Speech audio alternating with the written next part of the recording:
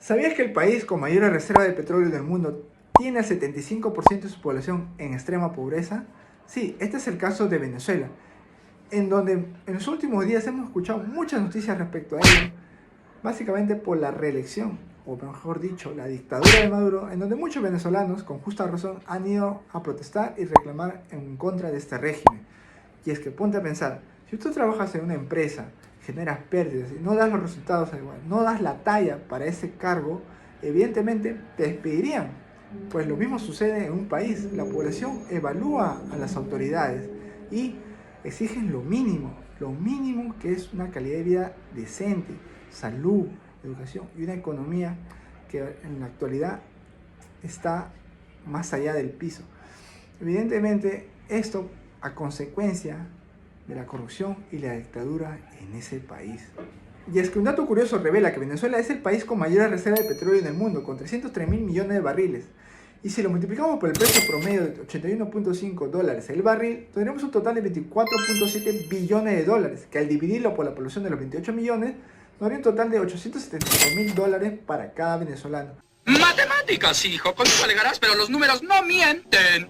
¿Te imaginas repartir esa riqueza equitativamente para cada venezolano? Evidentemente impactaría positivamente en cada uno de ellos, mejorando su calidad de vida, teniendo mejor educación, mejor transporte, salud y muchas otras cosas que evidentemente no se ven al día de hoy.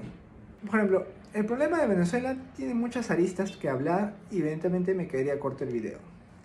Pero en el aspecto económico, puedo decir desde mi punto de vista, es que no hay una autonomía, por ejemplo, del Banco Central Reserva.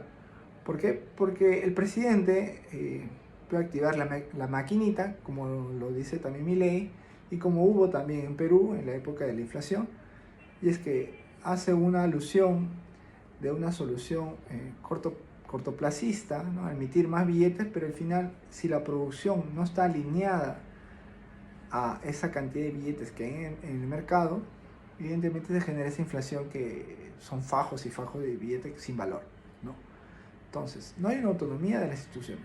Evidentemente, la dictadura también juega un papel importante que afecta a ese país, pues si comparamos, ¿no? Si comparamos con Perú, bueno, en mi país, aquí en Perú la reelección no está, o sea, no hay una reelección inmediata, al menos se cambió, porque antes sí había, al menos en tiempo de Fujimori. Fujimori gobernó dos periodos consecutivos y luego se cambió más adelante para evitar justamente eso, ¿no? Porque, ¿qué pasa cuando una persona se perpetúa en el poder? Puede llegar a ser dictador, ¿no? O sea, abusa de la autoridad y ya nadie se puede oponer a él. Este es el caso también de Venezuela, ¿no? Que no se le prohíbe postular, entre comillas, no se le pide postular o ser presidente nuevamente, ¿no? Se debería cambiar eso, ¿no? O al menos dudo que él voluntariamente vote por eso. Pero eso es algo que deben hacer también por parte de ellos y por parte de la ayuda del exterior, ¿no? Creo que necesita mucha ayuda de otras instituciones, ¿no? Que tengan poder respecto a ello.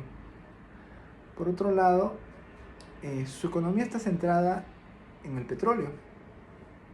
Al no diversificar, y eso es algo básico en economía o en finanzas, uno no puede centrar toda su inversión, o no puedes poner todos los huevos en una misma canasta. ¿Qué pasa? Si se cae esa canasta, se quiebra todo y pierdes todo. Entonces, uno diversifica. Si es cierto, el petróleo es importante y tiene buenas reservas de petróleo, pero ese dinero bien diversificado o de las ganancias que se pudo haber obtenido de ahí, se pudo haber invertido en la industria, en la tecnología, no sé, agricultura, entre otras industrias, las cuales puedan brindar mucho más rendimiento a largo plazo, porque al final los recursos naturales tarde o temprano se acaban, ¿no?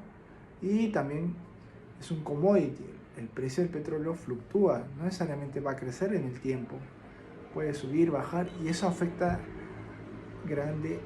enormemente, por decirlo así, porque un dólar de hoy no es lo mismo que un dólar de mañana, y si ese flujo de dinero se ve reducido y traerlo al valor presente, evidentemente esos recursos es mucho menos de los que yo había proyectado. y tomando en consideración que la población de ahí ha disminuido, ha habido empresas privadas que se han ido, eso impacta en la economía terrible, ¿no? Entonces, por ejemplo, si vemos el caso de Milei, que veo que está poniendo las cosas en orden, porque también había una inflación ahí, que fue reducir el gasto, así, brutal, ¿no? Todos hemos visto cómo eliminó ciertos ministerios, rebajó ciertos gastos del Estado, porque es eso, necesita oxígeno, necesita dinero, liquidez. Y lamentablemente, y no es popular, que el presidente disminuya gastos, porque dile a una persona del Estado que vas a disminuir los gastos, que vas a reducir sueldos, que vas a despedir gente. Se van a oponer, evidentemente, ¿no? Nadie va a estar de acuerdo. Oye, ¿por qué vas a despedir? ¿Por qué vas a votar? No. Y ahí hay otro conflicto. El bien común o el bien particular. Siempre los más cercanos al gobierno son los más privilegiados, ¿no? Entonces, hay muchas cosas que se tienen que trabajar.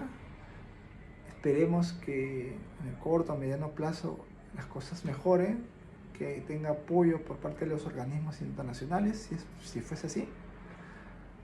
Y bueno, creo que eso sería todo por hoy, al menos desde ese punto, ese análisis que he podido ver en este país. Y muchas gracias.